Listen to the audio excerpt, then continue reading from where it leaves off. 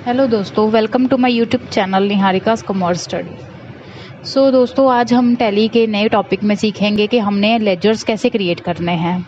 Laser सबसे ही important एक topic है क्योंकि इसके बिना आप कभी भी अपने वाउचर्स क्रिएट नहीं कर सकते और अकाउंट्स मेंटेन नहीं कर सकते। लेजर्स होते क्या हैं, जब भी आप कभी अकाउंट्स पे अपने क्रिएट करने आते हैं टैली में, तो वो आपको पूछता है कि आपके अकाउंट्स किस कैटेगरी के हैं। जैसे कि आपने कोई मशीनरी खरीदी है तो आपको मशीनरी का नेम बनाना पड़ता है, या आपका किसी बैंक में अकाउंट है तो आपको अकाउंट का नेम रिकॉर्ड करना पड़ता है। क्योंकि वो कंप्यूटर है, कंप्यूटर इज़ अ डम मशीन, उसको नहीं पता, तो आपको हर एक चीज़ रिकॉर्ड करनी पड़ती है। तो आपको सारे अकाउंट्स अपने बताने पड़ते हैं कि मैं इन चीज़ों में डील करता हूँ। तो आपको क्या करना पड़ता है, तो आपको पहले टैली में लेजर्स को क्रिएट करना पड़ता है। तो मैंने इससे पहले लेजर्स को क्रिएट करने से पहले मैंने एक कंपनी, आप देखिए कि यहाँ पे मैंने एक कंपनी क्रिएट की हुई है कंपनी के नेम से। तो अब मैं आपको बताऊंगी कि लेजर्स क्रिएट कैसे करने हैं। सबसे पहले हमें गेटवे ऑफ टैली पे ही होना है। जैसे कि मैं यहाँ पे गेटवे ऑफ टैली पे ही हूँ, तो इस पे आपको सबसे पहले दिखेगा अकाउंट्स इन्फो। तो मैं यहाँ पे अकाउंट्स इन्फो पे जाती हूँ। अकाउंट्स इन्फो पे जाके सबसे पहले आपको दिख रहे हैं यहाँ पे ऑप्शन ग्रुप, और उसके बाद ऑप्शन दिख रहा है लेजर्स। तो हमें सबसे पहले बनाने हैं लेजर्स, क्योंकि जब आप ग्रुप्स बनाने बैठेंगे तो ग्रुप्स मैं आपको दिखाती हूँ कि ग्रुप्स यहाँ पे डिस्प्ले पे जाएंगे तो यहाँ पे 28 ग्रुप्स आपको बने बनाए मिलते हैं। अब ये ग्रुप्स होते क्या हैं, क्योंकि इनके बिना लेजर्स नहीं क्रिएट किए जा सकते। ग्रुप्स होते हैं कि जैसे आपने कोई फर्नीचर खरीदा, तो फर्नीचर कंप्यूटर को नहीं पता, टैली को नहीं पता कि फर्नीचर क्या है। तो आप यहाँ पे सिलेक्ट करेंगे कि ये फर्नीचर फिक्स्ड एसेट है, तभी जाके उसको पता लगेगा कि अच्छा ये फिक्स्ड एसेट है। या आपकी कोई सैलरी है तो सैलरी नहीं पता उसको क्या है, तो आप यहाँ से expenses, direct indirect expenses select करेंगे, तभी उसको टैली को पता लगेगा कि ये इनका खर्चा है। तो ये होते हैं ग्रुप्स, मतलब ये आपको बने बनाए मिलते हैं और आपने इनको क्रिएट नहीं करना। तो मैं इस स्केप से बाहर आती हूँ। अब हमारे पास रह गए लेजर्स, जो आज हमने सीखने हैं। तो लेजर्स आपको अपनी बिजनेस के अकॉर्डिंग, रिक्वायरमेंट के अकॉर्डिंग बनाने पड़ते हैं। जैसे मैं लेजर्स पे जाती हूँ, तो लेजर्स पे जाके क्रिएट करने से पहले मैं आपको डिस्प्ले पे दिखाना चाहती हूँ कि यहाँ पे डिस्प्ले पे जाके आपको 2 लेजर्स बने बनाए मिलते हैं, एक कैश और एक प्रॉफिट एंड लॉस। ये आपने दोबारा नहीं बनाना होता, क्योंकि ये कैश भी मैंडेटरी है कि बिजनेस कैश के बिना नहीं चलता, तो इसने ऑलरेडी एक बना के पहले ही रखा होता है। बाकी की सारी अपने बिजनेस के अकॉर्डिंग आपको लेजर्स बनाने होते हैं, तो आप खुद बनाते हो। तो पहला जो लेजर कैश है आपको बना बनाया मिलेगा। अब आप बाहर आइए, अब हम क्रिएट करते हैं कि हमने जाना कहाँ पे। हमेशा दोस्तों आपने सिंगल लेजर पे ही जाना है, मल्टीपल लेजर्स पे क्रिएट नहीं करना। तो मैं सिंगल लेजर्स पे क्रिएट कर रही हूँ। अब यहाँ पे गए तो आपको ऐसी स्क्रीन मिलेगी। यहाँ पे वो सबसे पहले आपको पूछ रहा है कि आपके लेजर का नेम क्या है। जैसे कि मेरे पास लेजर का नेम है फर्नीचर, मैंने कंपनी में फर्नीचर खरीदना है या मैं खरीद चुकी हूँ। तो यहाँ पे एंटर करना है और यहाँ पे अंडर पूछेगा। तो यही वही ग्रुप्स हैं जो मैंने आपको पहले बताए हैं। तो यहाँ पे वो ग्रुप्स में से आप फर्नीचर का फिक्स्ड एसेट को सिलेक्ट करेंगे और बाकी आप एंटर कर करके बाहर आ जाएंगे। उसके बाद अब जैसे मैंने लैंड खरीदनी है, तो यहाँ पे लैंड पे गए और फिक्स्ड एसेट सेम रहेगा, क्योंकि ये सारे फिक्स्ड एसेट ही हैं। अब जैसे मैंने रेंट पे करना है, तो रेंट मेरा क्या है, तो यहाँ से मुझे बताना पड़ेगा कि ये इनडायरेक्ट एक्सपेंस है। और जैसे मैंने सैलरी बनानी है, तो यहाँ पे भी मुझे बताना पड़ेगा ये इनडायरेक्ट एक्सपेंस है। जैसे स्टेशनरी, ये स्टेशनरी भी इनडायरेक्ट एक्सपेंस है। जितने भी आपके खर्चे होंगे वो इनडायरेक्ट एक्सपेंस में आ जाएंगे। यहाँ पे मैं डिस्काउंट अलाउड बनाने लगी हूँ।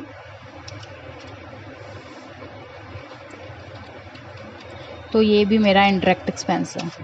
उसके बाद मैंने कमीशन रिसीव बनाना है, तो ये मेरा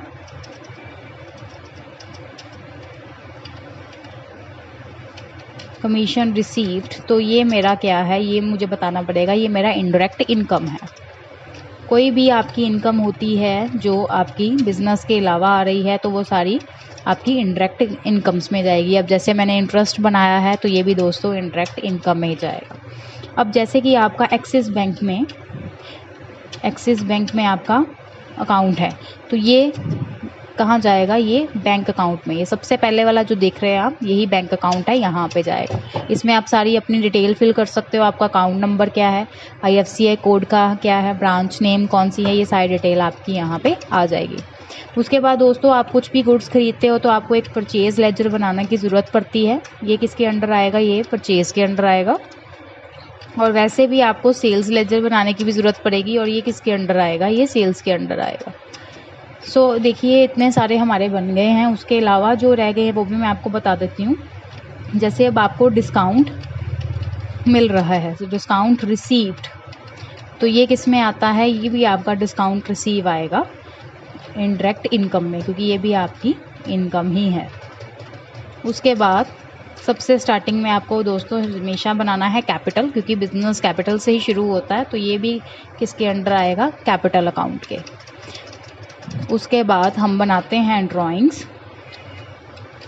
सो ड्राइंग्स जो लेजर है, ये ड्राइंग्स होता है जब कोई भी ऑनर अपने पर्सनल यूज़ के लिए पैसा निकलवाता है, तो ये भी कैपिटल अकाउंट के अंदर ही आएगा, क्योंकि ये बैलेंस शीट में इसका ट्रीटमेंट होता है और कैपिटल में से माइनस होती है, तो ये भी इसके अंडर आ गया। उसके बाद जैसे फॉर एग्जांपल ये पर्सन है रमन, इससे मेरी कंपनी गुड्स उधार पे खरीदती है, तो ये मेरा क्या हो गया? ये मेरा हो गया सन्ड्री क्रेडिटर।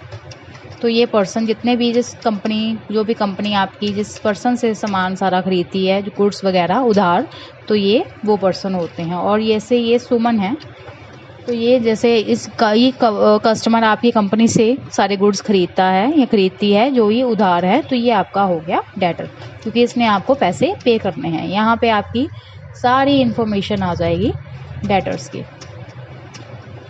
उसके बाद जैसे कि आपने कोई भी प्लेस ली है रेंट पे या कुछ भी है, तो आपने उसके लिए एडवांस पैसा जो डिपॉजिट करवाया होता है, तो इसको बोलते हैं सिक्योरिटी डिपॉजिट।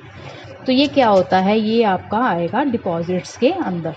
तो यहाँ पे डिपॉजिट्स की है, क्योंकि ये करंट एसेट क्यों है? क्योंकि ये आपको मिल जाना होता है। तो यहाँ पे करंट एसेट पे गए और इसको हमने एंटर करके बाहर आ गए। उसके बाद दोस्तों के जैसे कोई भी आपका होता है लाइक और कोई खर्चे हैं, जैसे कन्वेंस का खर्चा है, सो और भी कोई खर्चे होते हैं कंपनी के, ये सारे खर्चे इनडायरेक्ट एक्सपेंस में आएंगे। उसके बाद जैसे आप कोई भी जीएसटी में डील कर रहे हैं, CGST में, तो ये central goods and service tax है। अब ये टैक्स है तो ये किसके हेड के अंदर आएगा? ये ड्यूटीज़ एंड टैक्सेस के अंदर आएगा। और जैसे आप SGST बना रहे हैं, state goods and service tax, तो दोस्तों ये भी goods and duties and taxes के अंदर ही आएगा। उसके बाद integrated goods and service tax बना रहे हैं IGST, तो ये भी गुड्स ड्यूटीज़ एंड टैक्सेस के साथ ही आएगा। सो दोस्तों आपको मैंने काफ़ी बना के दिखा दिए, मैं अब आपको दिखाती हूँ कि ये डिस्प्ले कहाँ होते हैं। ये आएंगे वहीं पे, आपने लेजर्स के अंदर जाना, जहाँ पे आपने क्रिएट कर लिया था उसके नीचे ही डिस्प्ले का ऑप्शन है। यहाँ पे जाके आप ये देखिए सारी लिस्ट आपके सामने लेजर्स की आ गई। ये अब आप इसमें ऐड भी कर सकते हैं, वही क्रिएट पे जाके ऐड होने हैं।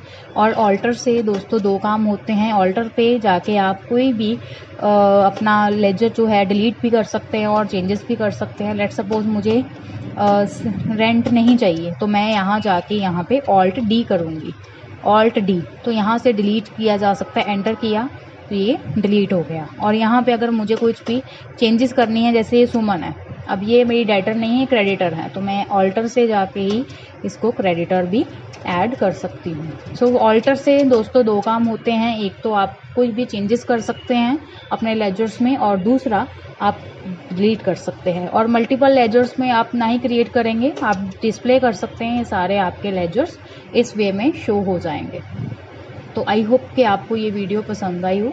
मुझे लगता है कि लेजर्स आपको अच्छी तरह से अब आ गए हैं। तो दोस्तों आप प्लीज़ एक बार इसको प्रैक्टिस कर लीजिएगा, और कोई भी डाउट हो तो कमेंट ऑप्शन में आप मेरे को बता सकते हैं। सो प्लीज़ मेरे चैनल को लाइक, सब्सक्राइब एंड कमेंट करना ना भूलें। Thank you.